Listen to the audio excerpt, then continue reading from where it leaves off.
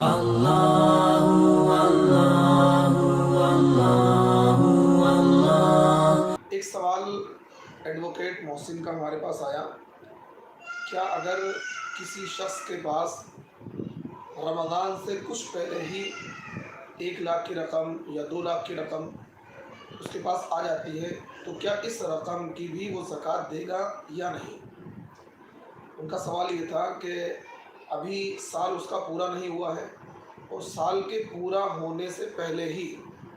10 دن پہلے ہی اس کے پاس کچھ رقم آئی ہے، تو کیا یہ جو رقم ابھی آئی ہے جس کو صرف 10 دن ہوئے ہیں تو کیا اس کی بھی زکوٰۃ دینی ہوگی یا نہیں دینی ہوگی؟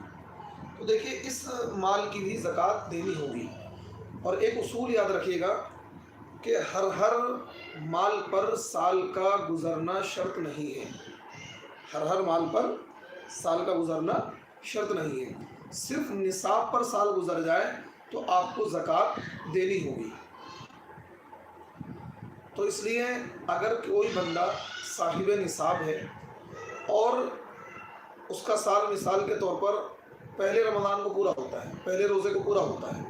اب پہلے روزے سے 10 دن قبل 2 دن قبل اس کے پاس کچھ مال آ جاتا ہے تو اس مال کی بھی وہ زکوٰۃ دے گا، اس مال کی بھی وہ زکوٰۃ دے گا۔ اور ایک اصول یاد رکھیے گا، ہر مال پر سال کا گزرنا شرط نہیں ہے، ہر مال پر سال کا گزرنا شرط نہیں ہے، صرف نصاب پر سال گزر جائے، نصاب پر سال گزر جائے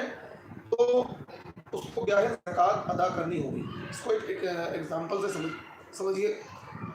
مثال کے طور پر ایک شخص زید ہے،